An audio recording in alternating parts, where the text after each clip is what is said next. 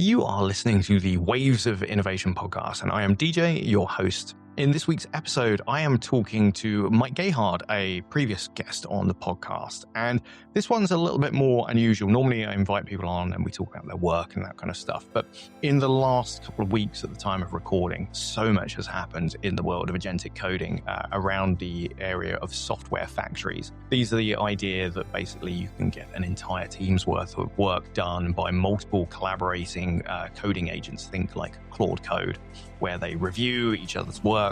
There's been blog posts from OpenAI about how they've written a 1 million line of code piece of software with no developers reading or writing code. StrongDM have recently issued or published their guidelines about how they've built a software factory. And again, humans are banned from reading or writing code. And there's been a lot happening in this space. So Mike and I talk quite excitedly about this. And Mike is building his own agentic software factory for kind of research purposes and to figure out where the future of the industry is going. So hopefully you enjoy this conversation as much as I did. I loved talking to Mike and it was really exciting, I thought.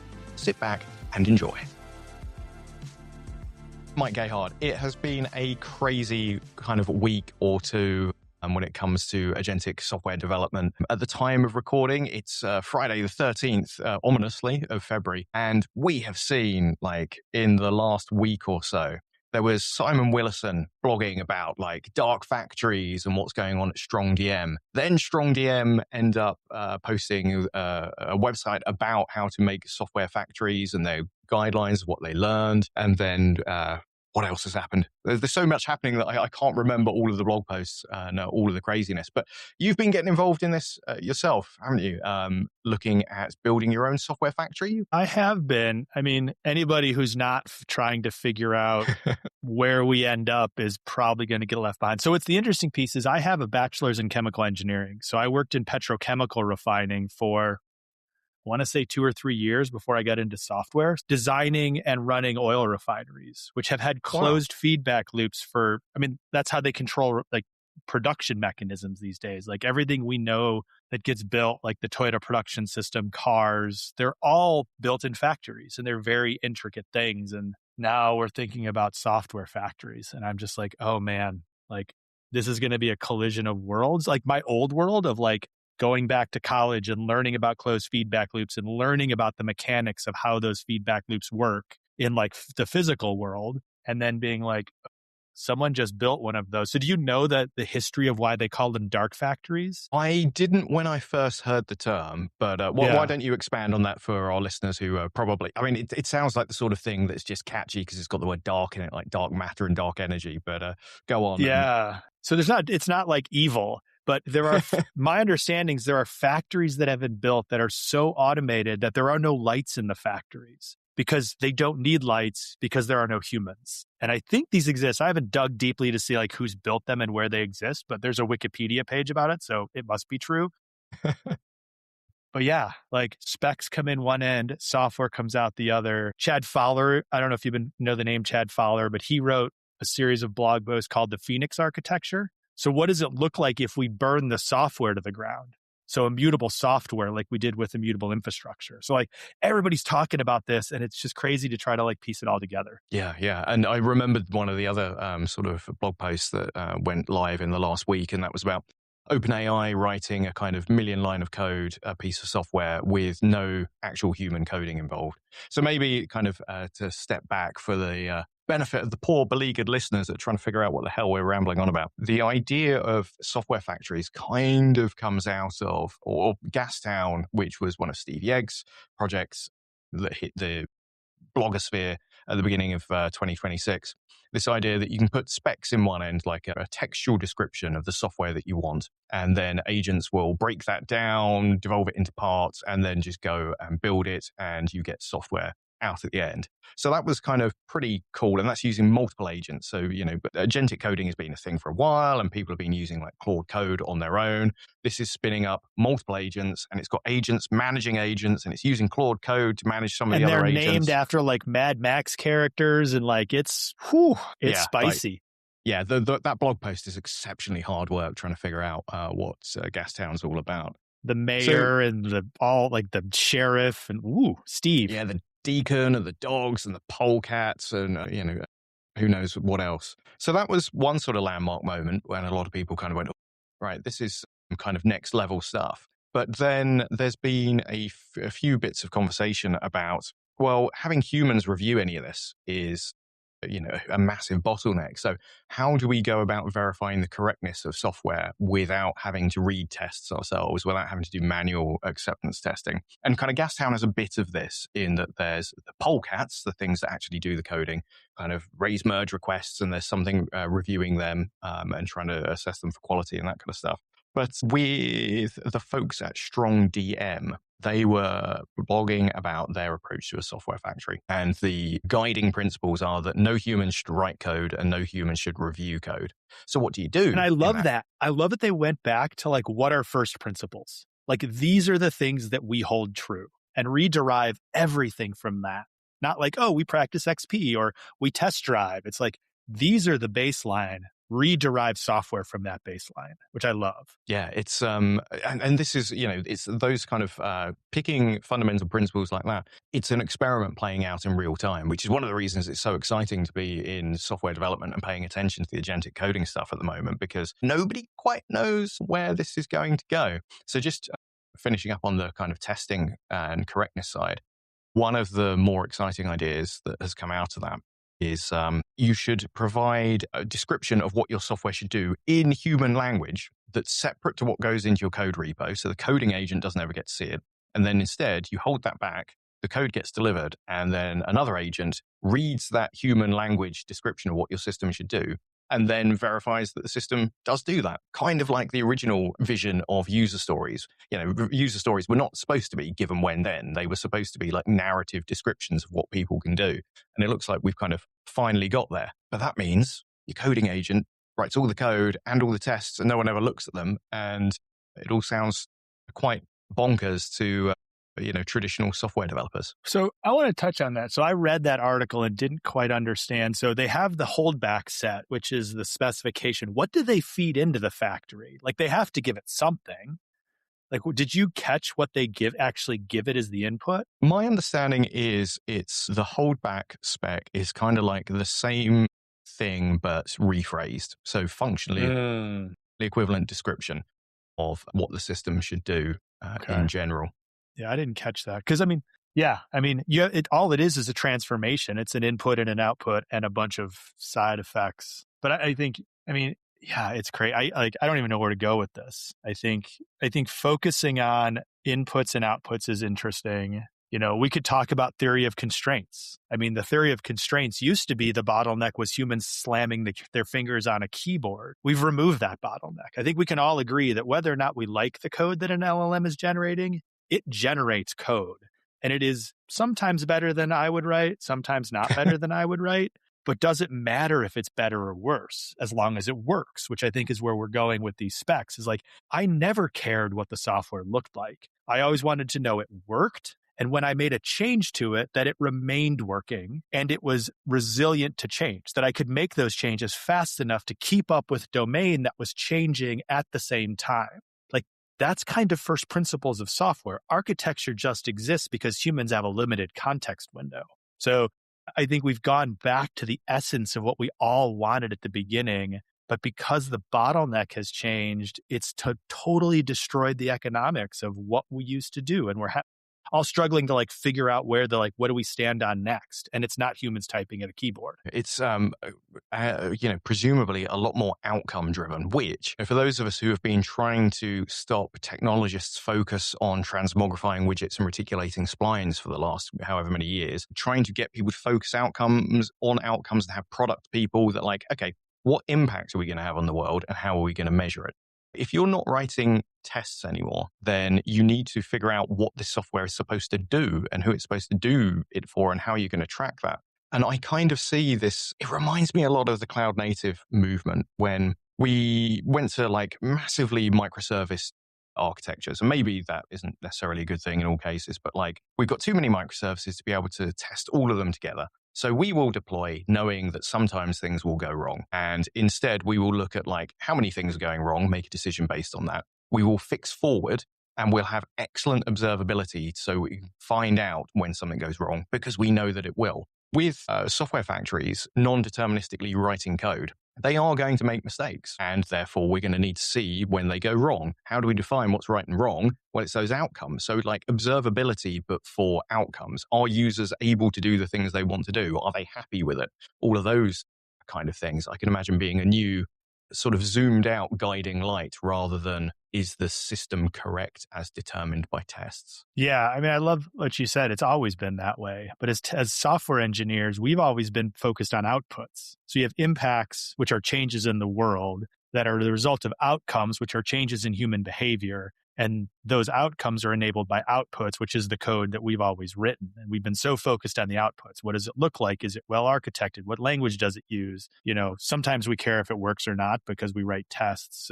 But I think it absolves us from all of that. We don't care about the outputs anymore. And I think what I'm seeing is people that did care about the outputs. So I was never the best technologist. I was never the best typist. So when I paired at Pivotal Labs, I was always the guy that was kind of the navigator. I was not strong and super strong as some of my coworkers were. So early on, I focused on, I'm a product engineer. My job is to get product into the world that has has outcomes. So about a year ago, I was just like, well, screw it. I'm just going to stop typing because this thing's much better than I am anyway. So I kind of had a leg up. And what I'm seeing is that people that based their self-worth, I guess, for lack of a better term, on the ability to encode human thought and outcomes into technology, they're the ones that are struggling. And I think we're going to see this shift. There's a whole litany of social impacts that will come from this. But I think you're right. I think we've been able to ignore outcomes because the bottleneck was outputs. We've now changed the bottleneck. The bottleneck has moved. And when theory of constraints says when the bottleneck moves, you have to go find it again because it has just moved somewhere else in the system. And my hypothesis is, and I haven't read the book, The Goal, in a long time, but my hypothesis, if the bottleneck was code generation, it's going to go one way or the other or both. So like you were talking, it goes upstream to specification. And I ran some experiments this morning with my personal software factory that I'm going to publish in a little bit that has me believe that if we can do better specs, we get better generation. Like that may kind of make sense to me. But then it also goes downstream to validation. Did the thing that got built actually match the spec that I wanted? And does that spec match the encoding of my domain? Because it's all about encoding domains, regardless of what business you're in. Like how close is the encoding to the real world? Because everything's a model. We never model the real world specifically, but there's a delta there. And then how small is that delta? Is the size of that delta okay for my product owner or my, is the error size okay that's not going to break something in the real world? And then how fast can I change that? This is why architecture came in. Like I want to my domain is constantly changing. I have to keep up. So my hypothesis, it goes one way or the other or both. So now we're looking there. So, theoretically, that's where we should be looking for the next bottleneck. But if we look at like continuous delivery, if you look at the Accelerate book that Jez Humble wrote and Gene Kim, and I forget the other woman's name and I feel horrible about it, they talked about continuous delivery. Well, we've been chasing continuous delivery forever. How do you do continuous delivery? Well, you make sure it works. And when it breaks, to your point, I know that it's broken and I can quickly recover from that break. So there's a lot here. We're unpacking it in real time, kids. Yeah. Yeah. And it's fascinating to see this kind of unfold. And maybe it's worth taking another step back for all of the listeners who are like, why the hell are you so excited? And are you so sort of insistent that this is going to work out? I think that one of the observations that other people made in November was that it became clear that when Claude Opus 4.5 was released, that if you just threw more agents having more of an attempt at something, they would compound towards correctness rather than making a mistake and then make more mistakes and more mistakes. So that has definitely borne out. And, I've got a little project called Claudit, which I have read and written absolutely 0 lines of code on. This thing is a Golang binary and it sets up hooks for your coding agents and it works with about 5 or 6. And it stores all of your commit messages all of your conversation history as Git notes. So you can see the conversation you had with an agent that led to a commit. It works. It works for lots of different agents. As I've not been working on it full time, I've just been using Claude Code, kind of poking Claude Code in the evening, like before I go to bed, like, hey, I've got a crazy idea for a feature. Why don't you work on it overnight? It works. And the thing that is most amusing is that last week or this week, Entire.io, founded by the ex-CEO of GitHub, just announced a $60 million investment for something that does almost exactly the same thing as this little CLI that I've written. But I've not even looked at the code, but still Claude, and with me as somebody who's written software before, able to guide it and direct it in how to test and what kind of tests that we should have. I can add features to that in no time at all. So if you're listening to this and you tried Claude Code last year or GitHub Copilot 2 years ago or like Cursor when it first came out, the level of ability of these systems has come on in leaps and bounds. Yeah. So I'm gonna go back and quote Nicole Forsgren is the third author of Accelerate. I just wanted to give her a shout out because I can never remember her name. And yes, like I think we saw a step change like when Opus 4.5 came out. So I'm an Anthropic person. I have always been. I'm a one byte guy. I'm a one set of skis guy. Like I don't dabble in multiple coding agents. I tried a Codex once and it felt like that awkward engineer you just hide in the corner and let them like it. It doesn't resonate with me, but I feel like in November we had a step change. Opus 4.5, like there was a step change. And I think you're right. I think I'm seeing a lot of people say that if you didn't like it, give it another try. It's frightening. Like the frightening is the word I will use, like very intentionally, that 25 years plus in this industry. And I'm like, this thing might be better than I am at some things. Like I have no reason to not say that. It's definitely better than I am, but that's because I'm a raging idiot. One thing that, like, they are still fallible, and this is why things like agents running in loops and software factories, like they need to run in loops, they need to keep on having extra passes at the same bit of code. When writing Claude Code, and it was running Opus 4.6, made some really complicated change to do with rebasing and what it was going to do with these Git notes. And I was looking at its explanation. I'm like, Claude, I've got no idea. Just like, see if you can make it work. Like, I don't understand this. Did something more complicated than I could do, for sure. But then managed to stuff up the README and got some really basic markdown syntax wrong, putting in like 4 backticks instead of 3, which then screwed the rendering of the README. Now, as soon as you point that out to the model via the agent, hey, you screwed up the README. It's like, yes, I did. Like those awareness gaps still exist, which is why these software factories under the hood are running things in loops and doing multiple attempts at looking at stuff and having other agents review the work of existing agents, because there will be mistakes. But if you have enough rolls of the dice, then eventually they're not all going to come up one. Yeah. Well, and the whole Ralph loop idea is if I can give the machine guidance. So if you look at the way LLMs are trained, it's reinforcement learning with human feedback. So we're just giving them, we're literally buying into the way these models were trained. So of course they're going to get good at that. And the question for us is, how do we give it that feedback? It's just like a junior engineer. Like I've worked with junior engineers like, oh yeah, just go do that. So I think that was the power of the Ralph loop when it came out, is give it a deterministic test suite that will guide it to the real answer. And then actually I've been looking at Toyota Production System stuff. So those unfamiliar with Toyota Production System was a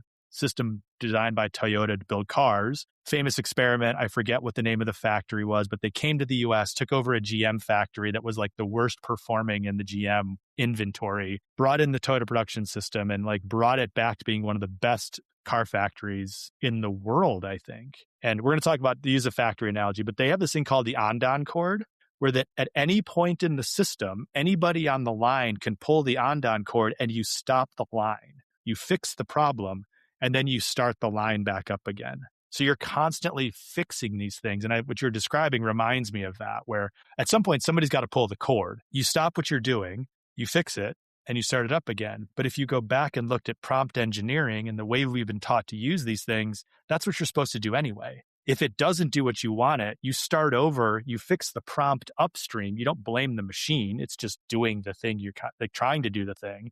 You fix the prompt and you rerun the system.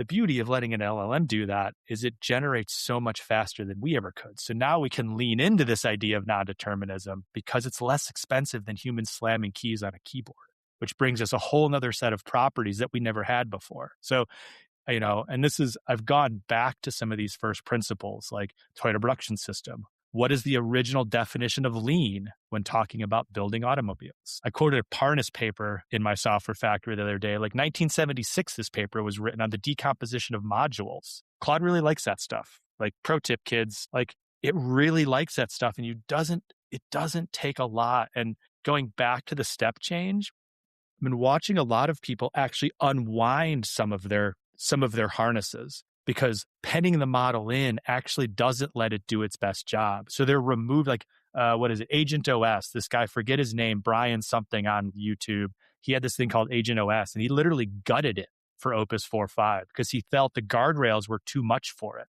And it was actually hampering the model's ability to do work.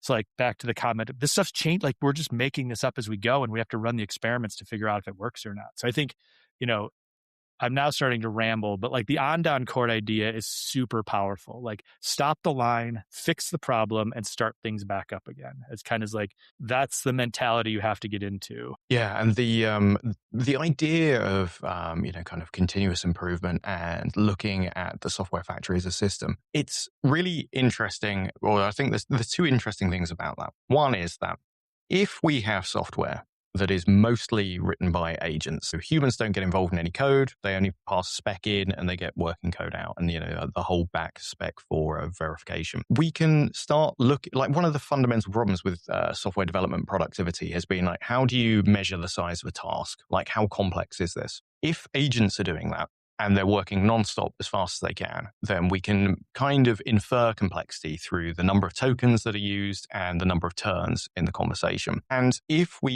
everything is tracked, like in Gastown, everything's in Git because it's all tasks represented by beads, which is a tool that stores things in Git and presents a relational view on top of those. If everything is tracked and we can see how much effort went into every single task, we can then start like tweaking prompts automatically. And, Gastown has this, it's polecats, its agents have long-running, so you could tweak those prompts and see which works better and slowly tune it over time. But the thing, so like maybe, and I made a provocative clickbaity kind of post on LinkedIn the other day, like software productivity is solved, which maybe is overstating it, but like all of a sudden it becomes really much harder science. And the thing that the second thing I think is interesting about that, but also slightly depressing, is if you always trusted your developers to work as hard as they could, that was always the case. It was always science. If you just went, we've got well-motivated people with good culture that are going to do the right thing, then we can look at this scientifically and tweak the variables and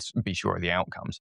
But so much of that didn't happen, I think, in the industry because there was this shadow of doubt of, well, maybe the developers are slacking off and maybe they're overestimating the size of stories so they can score more points and do less work. But we don't have that with agents, probably. Like, let's assume that they're not contriving and conspiring to slack off. I think it gets interesting. So the idea of batch size, I think, is what you're talking about. Like we're talking about batch size. So again, to tie into like lean manufacturing but also XP, what is that optimal batch size? So that was a story. Story decomposition was a thing. Why do we have epics? Because we needed to batch things that were, could run together. I want to tie into one thing you said, and there was an assumption that if our developers were working well for some human definition of well, that we could trust the science. We could never trust the science. Like we were always kind of hand waving at how much throughput we had.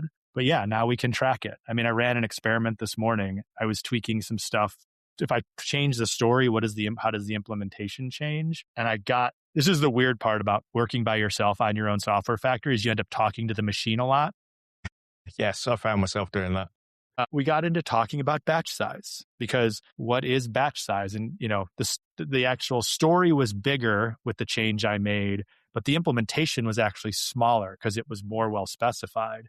And I had this idea of like, well, if I increase the amount of specificity in my spec, can I drive batch size to infinity? Like where is the breaking point there? I don't like, I don't know. But the cool thing is because my agent traces everything, I have Claude after a run. It takes the story, it takes the pull request, it takes the JSON-L file that is literally the trace that is running on the host completely outside of Claude, and it can analyze all that. And you can start to do these interesting optimizations, and you can talk about money, you can talk about token cost, because there is no slacking. That thing is literally working as hard as it can.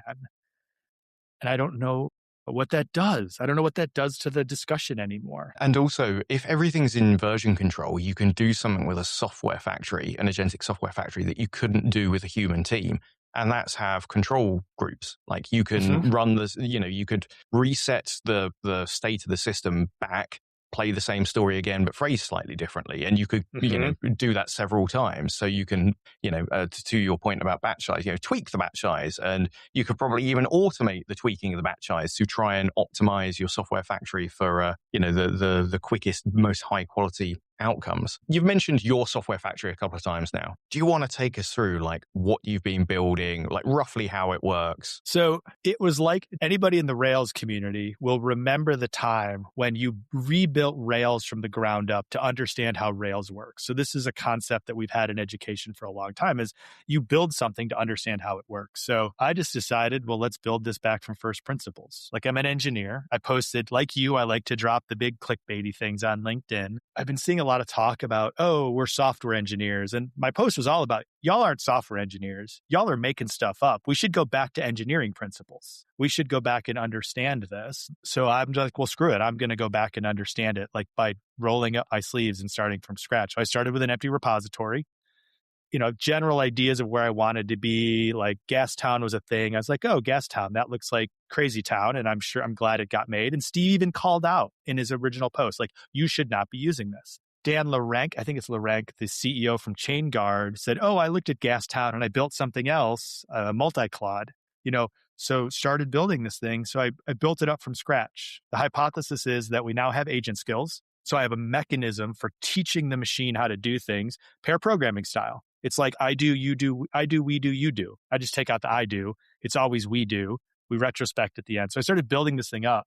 And about a week ago, I got to the point where I can create a story in GitHub. I have a TypeScript script that will instrument kind of like Ralph Wiggum style loop where I pass it in the URL for the story and it spits out a pull request. And I'm now to the point where I have a retrospect on the story. So I've closed the feedback loop. I input, transformation, output, closed feedback loop. And I've just started running experiments. Like I ran one last night. Literally, I started before I go to bed. And I'm like, here's the story. I have a hypothesis. Like, let's run the base case. Let's run the control. I have some hypotheses of how I want to change my story, make those changes. I run the experiment again. So I have a new story. I get a new PR. I sit in Claude. I'm like, Claude, here's the old PR. Here's the new PR. I have 2 JSON-L files. So I have full transcript of what the agent was doing, what it was thinking, what it was reasoning about. And I just add Opus, like, tell me the difference between these things and tell me how to improve the factory. Like, that's the key. Like, I want to move the needle forward.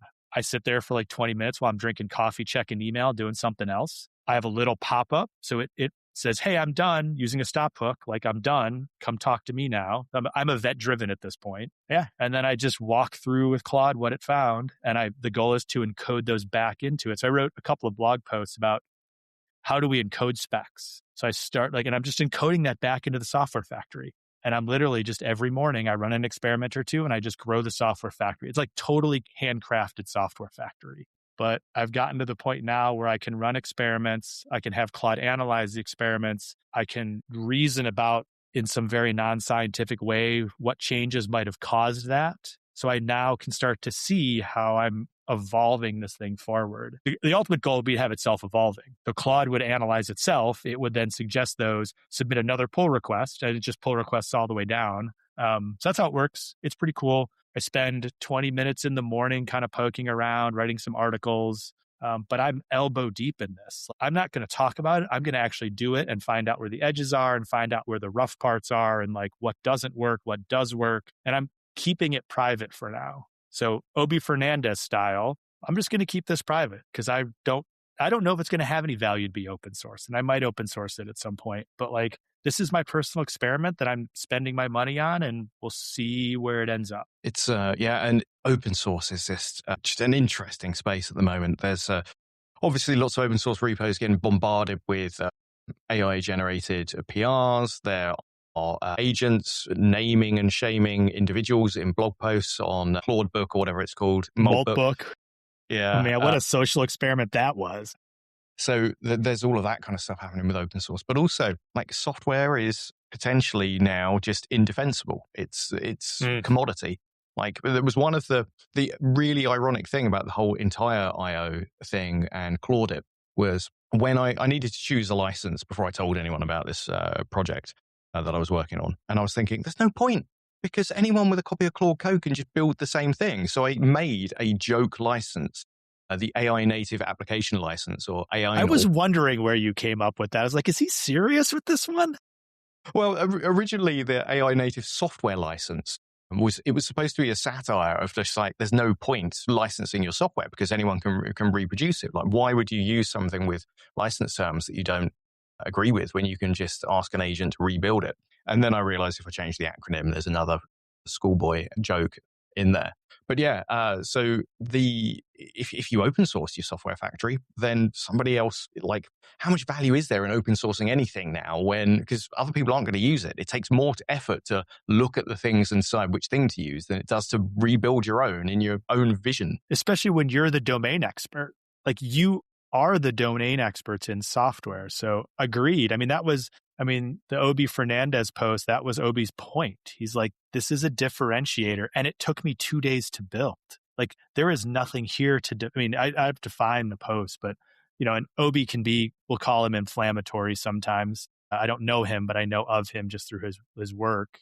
I agree. Like, especially, we're talking, my employer Rise 8, we're talking about, what do we build a software factory for our internal systems? Do we build it for our customers? Like, what does that look like? And we were talking the other day, this is table stakes at this point. Like, if you are not building one of these things for your company, or at least trying to figure out how to move yourself up the curve, you're going to get left behind because someone is going to come. So that I'll tie it back to the original blog post we started with.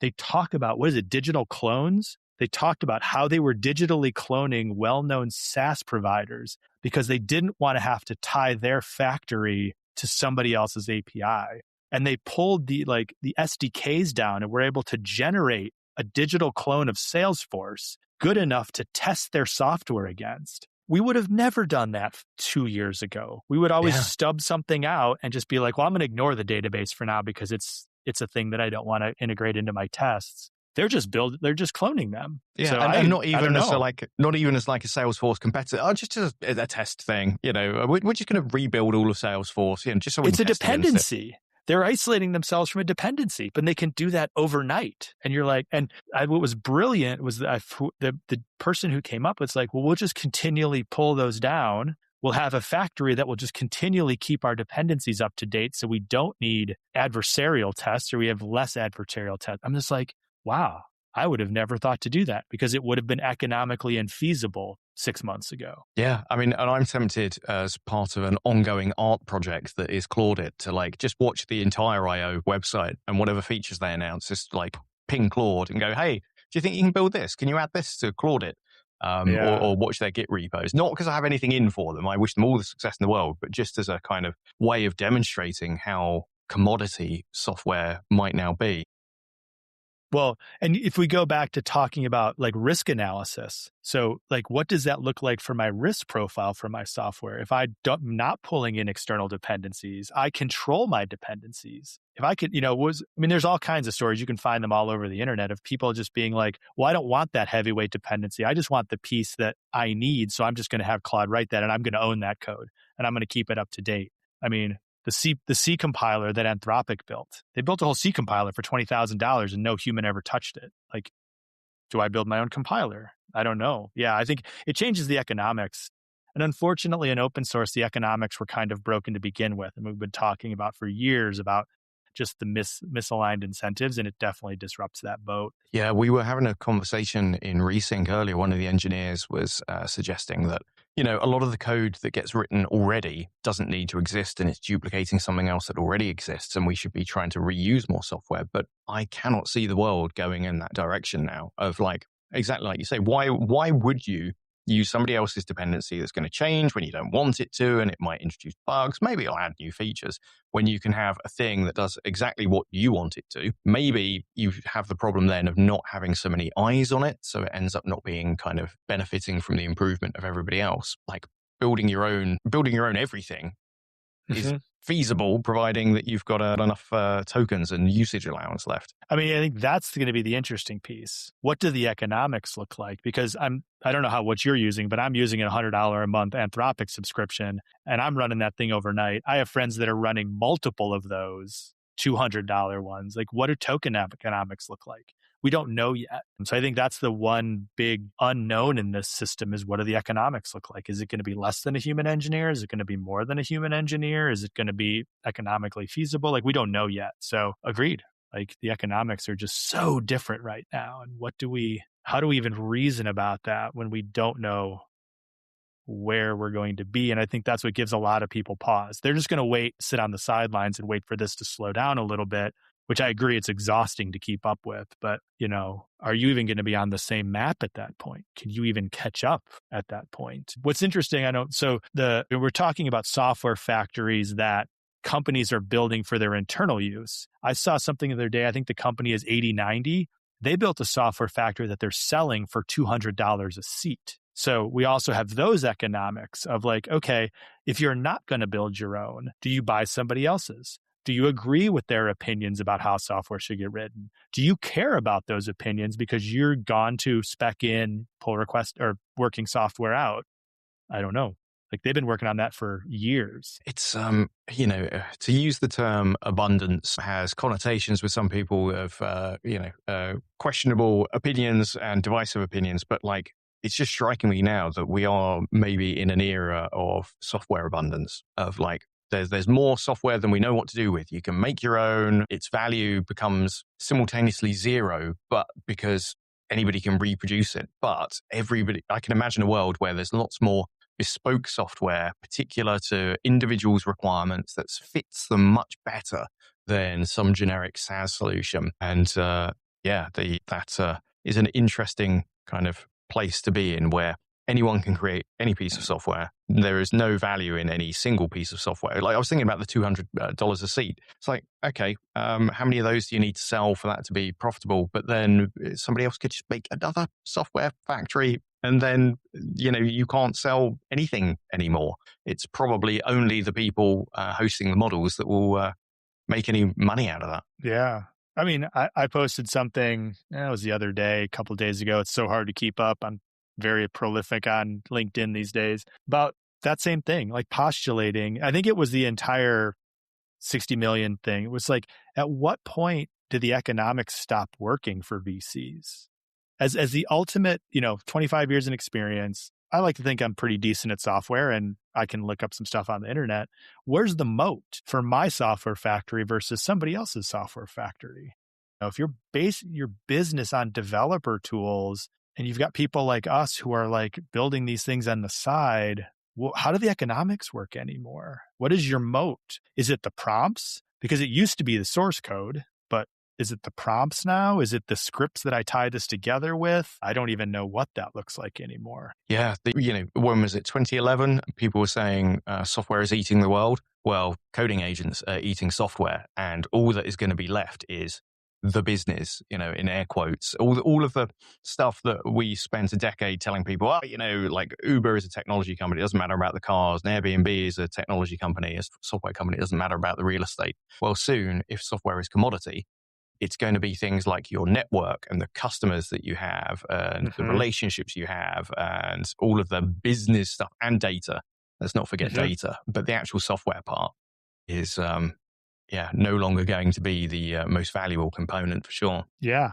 And what does that do to a stock market that is propped up by, and I keep going back to the economics because I was listening to that Dario Amodei podcast this morning. And like our whole, and he brought up something really interesting. He's like, when you look at former revolutions like this Industrial Revolution, all of these other revolutions, they happened much more slowly. So society was elastic enough to keep up with the changes. We have witnessed in the past 3 months a complete destruction, I will use the word destruction, of the value equation of our industry. Like whether or not you agree with it or not, but like you can't tell me that the economics have not changed. And I don't know what that does to people whose livelihoods who are starting. I'm talking to engineers just now who are like, well, what do I do as an engineer? What do I do as a software developer? It's like, I wish I could tell you. I just don't know. I can't see past the next week and a half because is Sonnet 5 going to drop, which just changes the economics again? Because Opus is great, but Opus is kind of expensive. But if they release Sonnet 5 and that changes the economics again, now we have to go back to the drawing board and reevaluate how the economics work again. So I think that's the thing I don't want us to forget about. Like you and I can sit and talk technology all day, but these are going to have legitimate social knock-on effects that we need to, as technologists, we've ignored up to this point. And I think we need to start paying attention. I don't know what that looks like, but at least in the back of my head, it's like, well, what is this going to do for me? What's this going to do for my family? What's this going to do for my community? What's this going to do for the world? Which gets, easy to spin out on, but like we should be thinking about this. Yeah, definitely. I'm really interested in that topic, but I feel I should bring it back to when you'd been posting about your software factory, and I was like replying, going, "Yeah, okay, we should do a podcast." And then there was something you posted, I think yesterday, and I was like, "Yes, definitely now." You were, I think, talking about some of the lessons that you've learned and some of the fundamental assumptions that maybe you've had to challenge about what good software development looks like. Do any of those kind of spring to mind as to how the equation is different for you as a software practitioner? Yeah, I think the word I used in that post was quote unquote lore. So if you look at the history of our careers, I started writing software in 99, started in Java. So I was just talking to a bunch of engineers. Michael Feathers wrote the book, Working Effectively with Legacy Code in 2004, where he brings up this idea of the ability to work effectively with legacy code is your ability to add tests around the outside to make sure you understand how it works. And then now that you have those tests, you can change the inside because you've guaranteed that you're not going to break the outside. That was 22 years ago. I ran an experiment just last night that I said, oh, hey, Claude, let's experiment with Michael Feathers' ideas from this book and how would that include, but so much of our lore, Kent Beck, Martin Fowler, Andy Metz, I've heard all of these people talk. I've heard multiple talks from them and it's all been like churned around in here, but a lot of it is lore because we have not proven, does any of that write better software? So it's been interesting to go back again to first principles. What is the basis? And the first principles I've gone back to is, do I know the software works for some definition of works? Can I tell that the software is broken, which means it does not encode the domain properly? And can I move fast and change the software in response to domain changes without breaking it? And that's really the underpinning of refactoring. All of the Martin Fowler books, the Gang of Four book was architecture. It was all of this lore was built up in lots of human words to distill down some very specific principles. And I think we've all forgotten those, or we've just applied them ad hoc. So I think the one takeaway has been, what is good software and why do I care? And you have to ask yourself that. Yeah. And on the what is good software topic, and you mentioned architecture, and architecture as a means to allow you to move forward and evolve a code base. I was just very cheekily checking on Slack to check people's names and URLs and things. Tudor Gerber, I'm probably totally mispronouncing your surname there, Tudor, and Simon Wardley have been working on a book called Moldable Development. And I've read and had a couple of good-natured debates with Tudor about the role of structure in code. And I think lots of developers know intuitively that you need to have good intentional structure in your software. You need to implement it the right way to enable you to move in a certain direction. And you could argue that not technical debt literally, but what a lot of people call technical debt is inappropriate structure for the direction that you now want to go off in. Yes. And that's the whole premise of Kent Beck's new book, Tidy First, is I don't refactor at the end of my refactoring. I refactor at the beginning of the next change. And I'm paraphrasing, so hopefully Kent watches this and corrects me. But I have more information now based on where I'm going.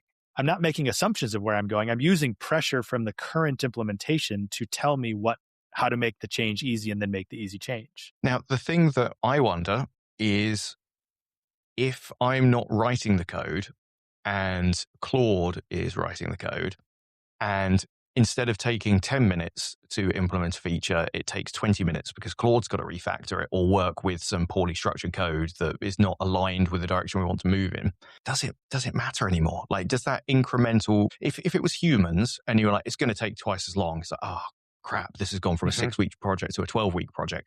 That's a big deal. If it's gone from 10 minutes for Claude to 20 minutes, twice as many, it's gone from like $2 to $4 worth of tokens. Like, structure matter anymore? Is it so, do we need to care about architecture as much? I'm sure there absolutely will be places where it's vital, and there are different systems with different profiles and qualities that we need, but I'm not convinced that it will matter in all cases as much as it has done in the past. I think it does matter because agents still like structure. They like context windows, or so we want small boxes, but domain-driven design talked about bounded contexts. How many 10s, 20 years ago? When did Eric Evans write the book on bounded contexts? So I think, the architecture I've adopted is a hexagonal, like functional core imperative shell. The crazy thing is if you tell Claude, just mention functional core imperative shell, that is constrained the generation space enough where it'll actually kind of do a pretty good job of that. So I think, yes, we still need structure. Do we need all of the structure that we implemented before? I have a hypothesis, no, but I can't tell you why that's the case. Because the mechanics of context windows, we want to keep context windows small, so the less context we have to load, I think, is we all know that LLMs generate better when you're at the 20-30% of a context window, the whole lost in the middle problem. But I don't know. What is minimum viable architecture? Yeah, I think that's the question we should be asking ourselves. What is minimum viable architecture? And, there is an absolutely valid argument in there about agents liking structure and consistent structure as well, because, if the context gets polluted with two different architectural styles, then it's entirely possible the model will start conflating the two and trying to merge them together. And that would be bad. I had that happen in my experiment last night. I had conflicting architectures. Even though the spec said to use TypeScript, it wrote a bash shell, because I still had bash shells in there. And there was reasoning in the trace that said, I can't make a decision, so I'm just going to pick one. I was like it reasoned, people say they don't, but it went through the mechanics of making a decision about what structure to follow and came down on the bash shell side. I'm like, okay, cool. I would have done that too. Yeah, it's I like the idea of minimum viable architecture and trying to figure out what that is. What is the amount that we need to specify? I wonder whether agents will get to the point of being able to determine that for themselves. Probably not. And there's probably non-functional requirements that you'll need to express. And I wonder if we'll end up moving towards one architecture or another because of some of their ability to cope with change. One of the things that concerns me a little bit, whilst getting all excited about the rate that we can deliver features, is what do we do with data? State is tricky, and you can't easily migrate several terabytes worth of data because Claude's just decided that it's going to implement a new feature slightly differently. I think that's I'm sure there are probably really clever ways of dealing with that for people much smarter than me, but whether it's some kind of event sourcing type thing or some meta description of data on top of the data, whether it's just the agents have to build lots of translation layers so they can translate between different versions of schema in the past, I'm not quite sure, but that definitely looks like it might be a bit of a slowing factor on what we can do with software factories. Yeah, I think again, the theory of constraint states the bottleneck will move somewhere else. We just have to go find that bottleneck and unblock it and then go chase the next one. You talked about non-functional requirements. It's the same thing we do when we find a bottleneck in our systems now. You don't guess as to where the bottleneck is. You measure it and then you fix it and then you measure where the next one is. So we have to apply these same techniques we applied to software to solving these problems, but it's a different way of thinking. This is people talk about engineers moving up the abstraction chain. That's where we move to, is we start applying these techniques that we've always tried to apply to the software factories themselves, just like Toyota did decades ago when they were building automobile factories. And eventually that analogy will fall apart and we'll pick another analogy. But, to your point, what do we do with data? I would love for someone who's got a ton of data, who's pushing all in on this agentic workflow, to just like post about it. Like, what are you doing with data? Like, let's all learn from each other. Because I think that's the cool thing now is the details are unimportant. It's building. Because even I think that Dark Factory post from Simon Willinson talks about they were building on other ideas they had seen other places. So I think this is important for us to keep this moving forward. And this is my whole rant about not being an engineering discipline, is that I'm seeing a lot of, well, we can't do that. Well, we couldn't put people on the moon before we put people on the moon, but engineers, pulled on their boots and like got to work and figured out how to make it. So that's what engineers do, is they solve problems and move the world forward. They don't just dig their heels and say, well, we can't, like LLMs can't do that, so we just shouldn't start trying. So that's one of my goals with my explorations of the software factors, to begin to let's just have the discussion. And I'm not going to be right all the time, but someone's going to see that post and try something else. And then you're going to see a post from them. And we're just going to keep moving this forward like we have for decades with the Sandy Metzes and the Kent Becks and the Martin Fowlers of the world that we've all been building on, standing on the shoulders of those giants. Yeah. And it's exciting, but as I think we've both mentioned, like draining, trying to keep up with all of this stuff. And all of the people that, I don't know whether you have this problem, like there are some people in my circle that are kind of quite AI skeptic, or legitimately concerned about like the financial economics and the social impact and the environmental impact and all of those sorts of things. I think they're getting sick of me like every day now, several times a day, posting something. It's like, oh my God, somebody just like posted this, and I've just realized like the implication of this is that. It's I should imagine those of us who are keeping pace with it and trying to share that knowledge, probably annoying some of our friends somewhat with that. Yeah.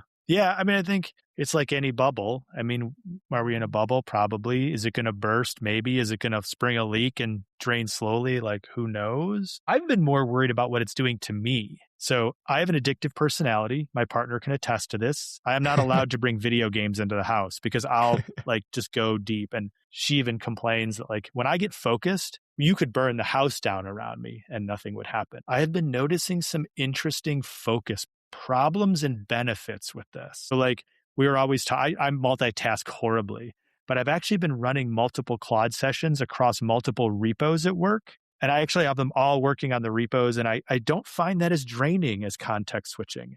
Another thing I've been doing is I'll kick off an agent run and go for an 1.5-hour bike ride. Back to the economics. Am I still working while my agent is churning along on my laptop? And should my employer be paying for that? Someone from my employer will watch this and probably will have a discussion about it. But like, it's allowed me to do these different things where I'm actually able to stay energized longer because I'm getting out and riding my bike. I'm training for a race. But I know other people that are going like really deep into this. And I'm a little concerned that the mechanics of reinforcement learning and the gambling, like that people say this is like the dopamine hits, which I've felt, like, what does that have an effect on people who have an addictive personality? I don't know. It's certainly a complex area and it will affect different people in different ways. There's like a few things that sprung to mind there. One is a reasonably personal story. Like when my kids were young, I had just come out of the games industry. I'd been an indie games developer, spent about 2 years, and my partner and I ended up earning about 12 pence an hour over 2 years. So it was a complete financial failure, but I still wanted to make some things. And I had a really bold idea for, I'm going to go nerdy, apologies to the non-gamers in the room, like Mario Maker, but probably 5 years earlier, a browser-based game which would allow you to craft side-scrolling 2D puzzle platform adventures where, you take items to people and then you unlock a thing and you can move it.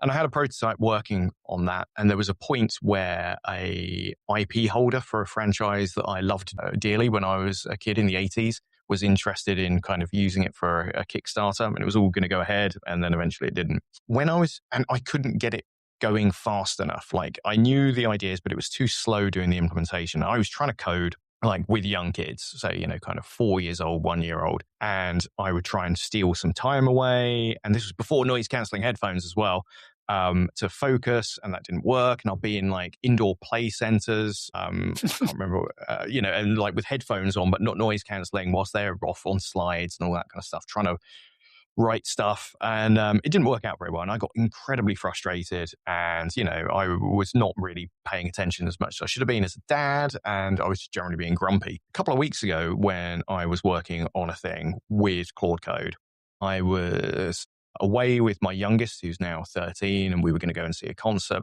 We're in the hotel room. There's nothing to do. We've got a couple of hours to kill.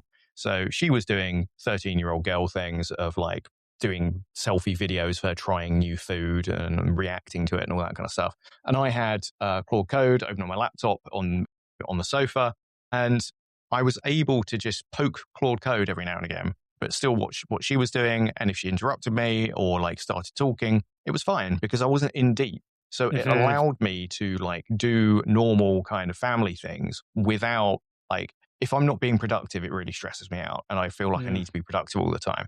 So I was getting stuff done whilst also being a much more reasonable human being because I wasn't frustrated at my own lack of intellect that, prevented me from solving complex problems. So that was really cool. And then just another thing on, like you mentioned going for a bike ride. Something I found is that like we both, you worked for Pivotal, I worked with Pivotal, and there was a culture of going for games of table tennis. Mm-hmm. And you'd go away and you'd do something completely different for 20 minutes. And then you come back and like your subconscious had churned on a problem. And all of a sudden you have some insight that you didn't have before. I find that waiting for Claude Code, like if I go and do something different, like read video games news websites, then somehow I've subconsciously understood the problem a little bit better, even though I haven't been actively focusing on it. And I found that quite surprising. Yeah, I just this morning, I wanted to start doing some psychological research on this, but I agree. You're not in as deep. I mean, my partner will tell you when I get in deep, I get pissed when you interrupt me because they've broken that train of thought. Like I will get nasty, and I'm working on that. But yeah, I mean, I actually had an idea for an app the other day. So I'll have I'm training for a race. So I'm out on my bike for an hour and a half, 2 hours a day. I've had this idea of what would it look like if I wrote an app that would take text messages in. It would take these random thoughts that I would text message to myself, pass them through an LLM and dump them into the backlog. So when I got back from my bike ride, I could process them because like my brain goes like a lot like that. And I'm just like, I just need to get these out of my head. And it makes me feel better because it's not going to get quote unquote lost and people will say it'll come back. But like I could build that in an afternoon and it would revolutionize, so it's again, more outputs, but it's still like, it's a different type of focus. And I don't know what yet, but I'm curious to do some like psychological research. Like what does the psychology paper say about this type of focus? And I'm looking forward to some of that because it is different. It is very different than other multitasking that I've done before. Yeah. And it can be compulsive for sure. I've had a hard time disentangling in the last week the general excitement about the industry and the excitement I've had building this little tool and being able to create things in minutes that would have taken me days if I'd ever been smart enough to do them at all. Like I was trying to watch some TV series last night and I was like, I couldn't focus on the narrative because I kept on having ideas about things I could build or what this all means for the industry. And with the compulsion thing, I don't feel like it's becoming addictive. Maybe it's a little bit like playing a game like Civilization of just one more turn. Mm-hmm. You're doing something else. You walk past your laptop and like, Claude's not doing anything. I should probably ask it like, I'm not going to come back to my laptop for another hour. I'm going to go and eat dinner. I should ask Claude to do a thing so I'm not losing that hour because maybe it will surprise me. And you go to bed and you're like, I haven't set Claude a task. Okay, what's the thing that like I would like building, but actually I haven't thought through deeply enough? Well, maybe I don't need to think it through deeply. Just get Claude to build it overnight anyway. And if it's crap, then I'll just do a git reset and a git clean and throw it away. There's that kind of desire to keep on rolling the dice to see whether you get some pleasant surprise at the end of it. Yeah. I mean, we're dealing with another non-deterministic system. I've listened to some really good books on this. So again, back to the like non-technical stuff. There's a book called The Brief History of Intelligence, where the author talks about the evolution of human intelligence from single-celled organisms all the way to where we're at right now. And threads in the AI ideas along the way. And it's really fascinating. And my biggest quip on LinkedIn when someone says something that AI can't do, and I was like, well, but humans don't do that either. So like, I think it is an interesting place and we're all taking that journey independently. We're all having to figure out what this means for us. And it's cool to like come talk to you of like, what are you doing? What am I doing? But yeah, it's going to be interesting to watch to see where we all end up and what our society looks like because we have never had a tool that can take in English language and generate English language or other languages. I'm biased towards English because I'm an English speaker predominantly, and I think most of the models are. But it talks in natural language back and forth, but it is not human. And part of that book and part of the journey I've gone on is like, what does it mean to be human? And that's a deep well. Like, that is a deep well to go down. But like, what does it mean to be human? What is special about being human? What value can I add as a human? And what can I outsource? How can I be more present for my partner because I have these thoughts and I can outsource to the machine and let it do that? You know, my favorite saying is, it's like a screwdriver. You can fix things with a screwdriver and you can kill people with a screwdriver. Like, we are wrestling with probably one of the most powerful tools we've ever been given that really pushes at the edge of what it means to be human and what the human experience is. And as technologists, that makes some of us very uncomfortable, myself included. And I think a lot of this is we're navigating this world that's not just about the next programming language or tabs versus spaces or VS Code versus IntelliJ. You know, these have legitimate impacts, and we're all kind of navigating this without the framework to navigate it. Yeah, and even just kind of narrowing the scope into software factories from like AI in general, it does still ask those deeper, meaningful questions of like, if software has no value because anyone can create it, why do we bother anymore? Why did people make open source in the first place? Maybe that was to do with notoriety and like, hey, be good for my career, be good for my resume, or I get satisfaction from building something that other people use. Why would we build software that has no value? And especially if we're not involved in enjoying the craft as much anymore. Some people still will.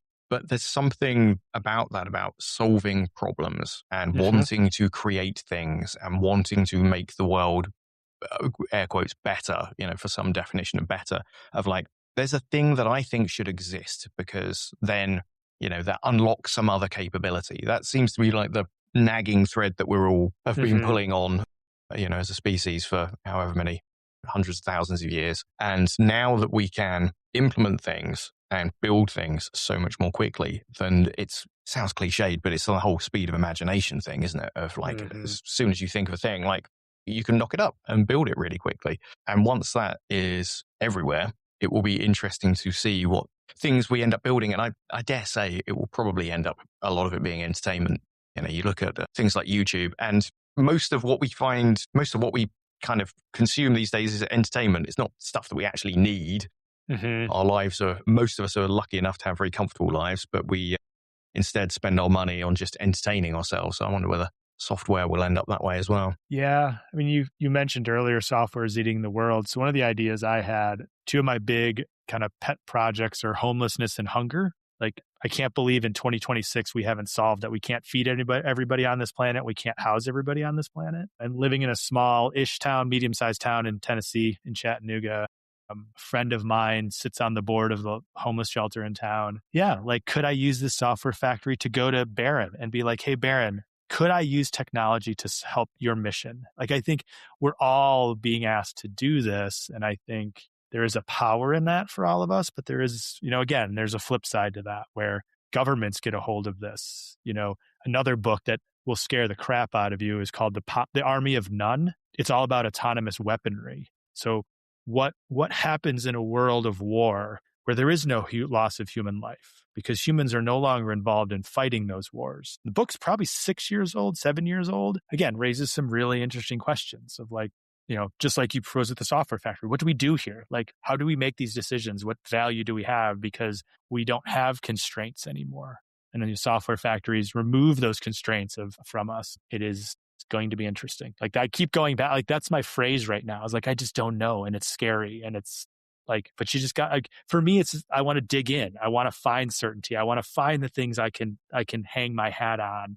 I want to be part of pushing this forward in my hopes of pushing into the direction that serves humanity, as cliche as that sounds. And I feel like we're all talking in cliches now because we just don't know what to use anymore. And I think that's like, if I'm going to challenge people out there, and I love the skeptics, I love getting involved in those discussions because we need to be skeptical. Like, we all need to be looking towards that moonshot of how do we like get this tool to serve us and not destroy us as a society, because it's legit, like, not proven that won't happen at this point. Again, like, because we just don't know where this is going to end up. So the open source thing is interesting. I mean, I would love to talk to open source maintainers. I mean, what is it? The author of Curl started rejecting AI generated podcasts. I think Mitchell Hashimoto of Ghosty came up with he wrote a whole tool. He vibe coded a tool to help him with pull requests. Like if we're going to tie it back to software, because Mike likes to wander off into the philosophical, like we should be talking about this. We should be figuring this out, because we either keep that model or we jettison it, and we move forward as an industry of like, what is our next model to like make sure that we're getting software built that we need to get built. Because I will say, and we started on the outcome thing at the beginning and we've wandered so far, like we need to be focusing on outcomes. This is now our job, is to be focusing on the outcomes, and how do we implement those outcomes so they have an impact. And that focusing on outcomes helps us kind of check what is dogma from the past, and just the idea of not reading the code, not reading the tests, not validating the test case, but instead this whole scenario based thing. Like on first glance as an engineer, it's horrifying, but then so many advances have been, and you realize that like what was the sacred cow of the previous generation of thought, that's the thing that needs jettisoning. So focusing on outcomes and first principles is probably the best way of like figuring out like what doesn't apply anymore, what's no longer legitimate in this context. The world has changed, what no longer fits. Yeah, and for me, as a self-proclaimed expert of 25 years, that's a frightening place to be when you're questioning like, why do I do this?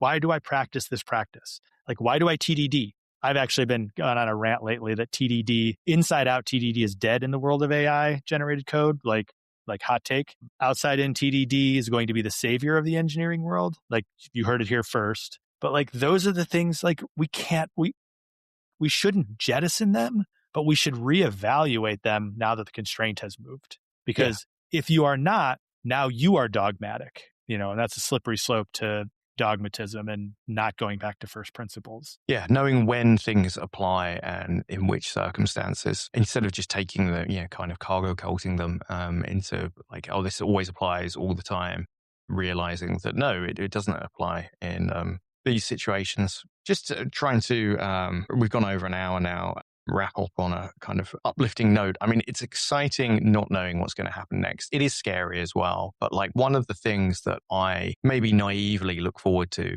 is a world of much more diverse software that is much more usable because it's much more specific and bespoke to individual people's needs. Gone are the days where, you're asking for a feature from a SaaS provider for 2 years and they can't implement it. Like, you can just create something.